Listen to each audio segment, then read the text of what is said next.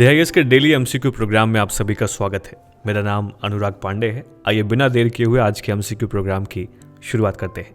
आज का पहला प्रश्न है, सिकल सेल एनीमिया के संबंध में निम्नलिखित में से कौन सा या कौन से कथन सही है। पहला कथन है, ये एक आनुवंशिक बीमारी है। दूसरा कथन है, भारत इससे ग्रसित दूसरा सबसे बड़ा देश है। तीसरा कथन है, इसे भारत से 2030 तक खत्म किए जाने का लक्ष्य रखा गया है। आपके ऑप्शंस हैं, ऑप्शन ए केवल कथन 1 और 2 सही हैं, ऑप्शन बी केवल कथन 2 और 3 सही हैं, ऑप्शन सी सभी कथन सही हैं, या फिर ऑप्शन डी सभी कथन गलत हैं। आज के हमारे पहले प्रश्न का सही जवाब है ऑप्शन ए। आइए इसकी व्याख्या देख लेते हैं। सिकल सेल एनीमिया यानी कि SCA खून की एक आनुवंशिक बीमारी है। भारत इससे प्रभावित होने वाला दूसरा सबसे बड़ा देश है, जिसके चलते इस बार के हेल्थ बजट में इसे 2047 तक भारत से खत्म करने का ऐलान किया गया है।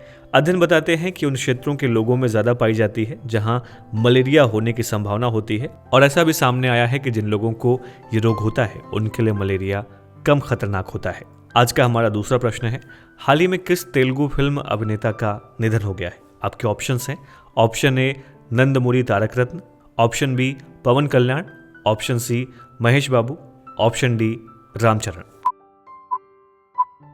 आज के हमारे दूसरे प्रश्न का सही जवाब है ऑप्शन ए। आइए इसकी व्याख्या देख लेते हैं। हाल ही में तेलुगु फिल्म के जाने माने अभिनेता नंदमुरी तारक रत्न का निधन हो गया है। प्रधानमंत्री नरेंद्र मोदी से लेकर सिनेमा जगत की तमाम हस्तियों ने उनके निधन पर शोक व्यक्त किया है। आपको बता दें कि नंदमुरी तारक रत्न ने बहुत सारी तेलुगु फिल्मों और वेब सीरीज में काम किया है। उनकी 9 आवर्स वेब सीरीज से उन्हें काफी प्रसिद्धि मिली थी। आज का हमारा तीसरा प्रश्न है, 20 फरवरी को किस राज्य का स्थापना दिवस मनाया जाता है। आपके ऑप्शंस हैं, option A Sikkim, option B Meghalaya, option C Arunachal Pradesh, या फिर ऑप्शन डी मिजोरम।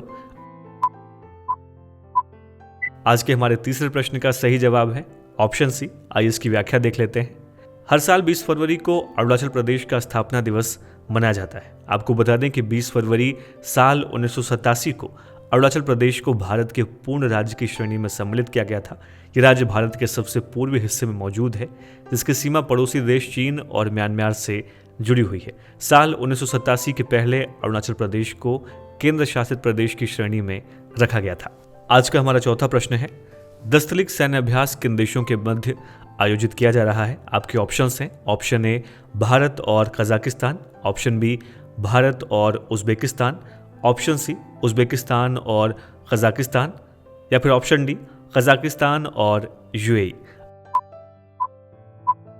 आज के हमारे चौथे प्रश्न का सही जवाब है ऑप्शन बी। आइए इसकी व्याख्या देख लेते हैं।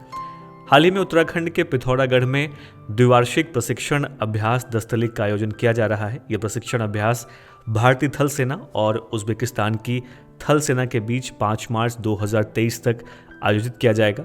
आपकी जानकारी के लिए बता दें कि इस प्रशिक्षण अभ्यास का चौथा संस्करण है। इसके अलावा दस्तलिक सैन्य अभ्यास के प्रथम संस्करण का आयोजन साल 2019 में उज्बेकिस्तान की राजधानी ताशकंद में किया गया था। आज का हमारा पांचवा और अंतिम प्रश्न है, हाल ही में चर्चा में रही हेयर कट बैंकिंग के संबंध में निम्नलिखित में से कौन सा या कौन से कथन सही हैं। पहला कथन है, यह फैशन संबंधी जरूरतों के लिए लिया गया लोन है। दूसरा कथन है, भारत में हेयर कट बैंकिंग का चलन नहीं है।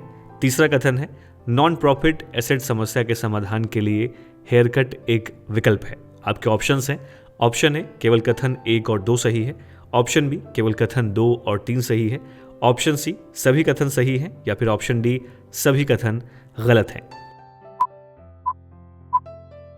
आज के हमारे पांचवें और अंतिम प्रश्न का सही जवाब है ऑप्शन बी। आइए इसकी व्याख्या देख लेते हैं। जब कोई बैंक या लेनदार देश हेयर कट करता है तो इसका मतलब है कि वो किसी विशेष ऋण खाते में देय राशि से कम स्वीकार करता है। उदाहरण के लिए, यदि एक बैंक जैसे कि IMF पर एक उधारकर्ता जैसे कि पाकिस्तान का 10,000 करोड़ रुपए बकाया हो और वो केवल 8,000 करोड़ रुपए वापस लेने के लिए सहमत होता है, तो उसे 20% हेयर कट या कहें कि नुकसान लगता है। भारत में हेयर कट बैंकिंग का चलन नहीं है। हालांकि अतीत में ऐसे उदाहरण सामने आए हैं जब एक ऋणदाता एक ऋण हानि की भरपाई के लिए उधारकर्ता की कुछ इक्विटी के लिए समझौता करता है। तो आज के हमारे डेली MCQ प्रोग्राम में इतना ही। आज के हमारे 5 प्रश्नों में से आपके कितने जवाब सही हुए, इसका जवाब हमें इस वीडियो के कमेंट बॉक्स में देना ना भूलें।